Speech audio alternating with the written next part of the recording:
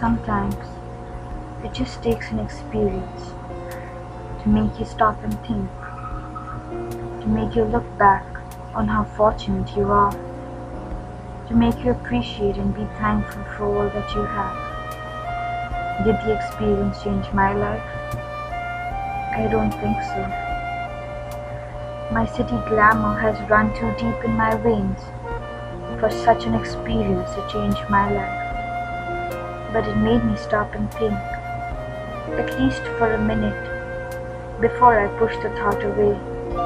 It made me question the tragedy of my life and not of theirs at all. I had shut my mind to let those days affect me. It was just something I had to be over and done with. But now that it's over, it keeps playing on my mind.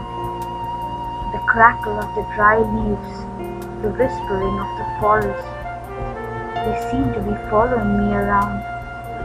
But more than all, it was the people that grabbed my attention.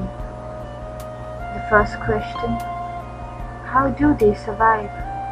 With the dust lifting up at every step, the nights dreadfully cold, the houses hardly houses at all. How do they manage? But who am I to answer? Me, spoiled with all the luxuries of my dreadful city life. Who am I to decide the fate of their lives? They, who live a fulfilled life, a life that is not diluted with selfish greed, a life not yet troubled with redundant worries. They live a life of joy. With the bare little that they have, they go out of their way to give all that they can. And me, no matter what I have, I always seem to need more. And the children, different colors of a rainbow, every shade of childhood as I see them, every shade I somehow seem to have missed. My mind being troubled with the act of growing up, I somehow missed what they abundantly enjoyed.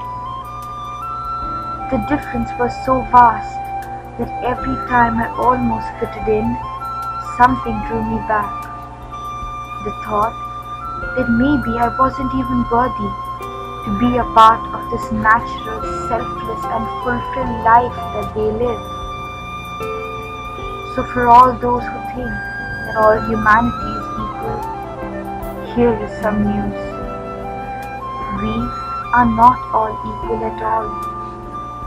How can someone like me, whose life is circled around only myself, whose greed is destroying the beauty of the planet, ever equate myself to people like them, who are not just a part of the earth, but who are in fact the heart of the earth? So I learned to survive them. Survive, not because of what's missing there, but survive my own realization of what's lacking in me, life, and the joy of it. And the real tragedy of it all, it's not that they can't have the life that I do.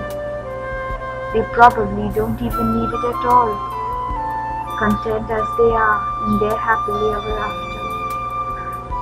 But the real tragedy, not that they can't be me, but that I, full of my selfish greed, can never be them.